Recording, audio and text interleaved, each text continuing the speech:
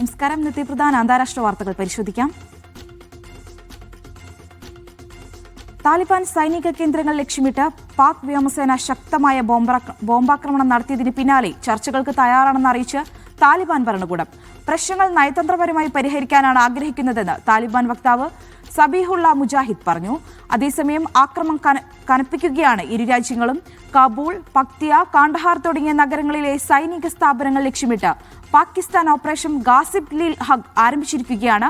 297 താലിബാൻകാർ കൊല്ലപ്പെട്ടെന്നും 89 check പോസ്റ്റുകൾ നശിപ്പിക്കപ്പെട്ടെന്നുമുള്ള അവകാശവാദവുമായി പാകിസ്ഥാൻ പ്രധാനമന്ത്രി ഷഹബാസ് ഷെരീഫിന്റെ വക്താവ് മൊഷറഫ് സെയ്ദി രംഗത്തെത്തിയിരുന്നു. സംഘർഷത്തിൽ പാകിസ്ഥാന് പിന്തുണ അറിയിച്ച് അമേരിക്കയും ട്രംപും രംഗത്തെത്തി. സംഘർഷം രൂക്ഷമാകുന്ന സാഹചര്യത്തിൽ ഇരുപക്ഷത്തുള്ള സാധാരണക്കാർ പ്രതിസന്ധിയിലാകുമെന്ന് UN മുന്നറിയിപ്പ് നൽകി. മറ്റൊരു വാർത്ത പരിശോധിക്കുകയാണെങ്കിൽ ചൈനയുടെ പാർലമെന്റായ പീപ്പിൾസ് കോൺഗ്രസ് 19 പേരെ പുറത്താക്കിയിരിക്കുകയാണ്. പുറത്താക്കിയവരിൽ 9 സൈനിക ഉദ്യോഗസ്ഥരുണ്ട്. വാർഷിക യോഗം ചേരാൻ ഒരാഴ്ച ബാക്കി നിൽക്കെയാണ് ചൈനയുടെ അപ്രതീക്ഷിത നീക്കം. എന്തുകൊണ്ടാണ് പാർലമെന്റിൽ നിന്ന് ഉദ്യോഗസ്ഥരെ പിരിച്ചുവിട്ടതെന്ന് ചൈന ഇതുവരെയും വ്യക്തമാക്കിയിട്ടില്ല. സൈന്യത്തിലെ ഏറ്റവും ഉയർന്ന റാങ്കിങ്ങിലുണ്ടായിരുന്ന ഷാങ് യുക്സിയെ ഏതാനും ആഴ്ചകൾക്ക് മുൻപ് പ്രസിഡന്റ് ഷീ ജിൻപിങ് പുറത്താക്കിയിരുന്നു.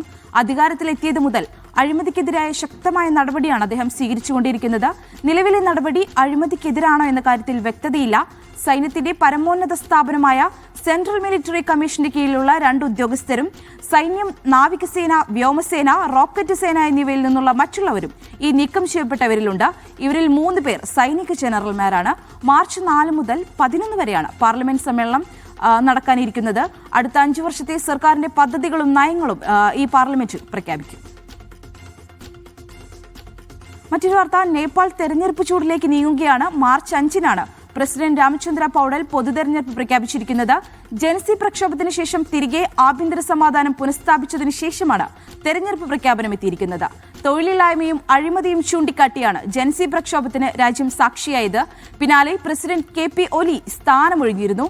പ്രക്ഷോഭക്കാരുടെ സമ്മതത്തോടെയാണ് മുൻ ചീഫ് ജസ്റ്റിസ് സുശീല കർക്കി വീണ്ടും അധികാരമേറ്റത്. നിലവിൽ തെരഞ്ഞെടുപ്പിലേക്ക് കടക്കുമ്പോൾ 3 പേരാണ് പ്രസിഡന്റ് കസേരയ്ക്കായി മത്സരരംഗത്തുള്ളത്.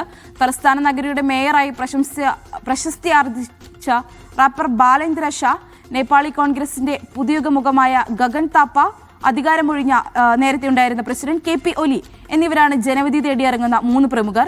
ഇവരിൽ റാപ്പർ ബാലേന്ദ്രയ്ക്കാണ് കൂടുതൽ മുൻതൂക്കമെന്നാണ് വിശകലനം. 35-കാരനായ ബാലേന്ദ്രയുടെ ജനപിന്തുണയാണ് ഈ ഒരു വിശകലനത്തിന് പിന്നിൽ. ഗഗൻ താപ്പ ശക്തനായ എതിരാളിയായി രംഗത്തുണ്ട്. ജൻസി പ്രക്ഷോഭത്തിന്റെയും ഒപ്പം തന്നെ രാജ്യത്തെ അരക്ഷിതാവസ്ഥയുടെയും നിരവധി ആളുകളുടെ മരണത്തിന്റെയും എല്ലാം പഴയുണ്ടെങ്കിലും KP ഒലിയും ശക്തമായ പ്രചരണത്തിന് രംഗത്തുണ്ട്. പൊതുതെരഞ്ഞെടുപ്പ് നടക്കാനിരിക്കുന്ന സാഹചര്യത്തിൽ മാർച്ച് 2 മുതൽ ഇന്ത്യ നേപ്പാൾ അതിർത്തി അടച്ചിടും. മാർച്ച് 2 മുതൽ മാർച്ച് 5 വരെ അതിർത്തി ചെക്ക് പോസ്റ്റുകളും അടച്ചിടും.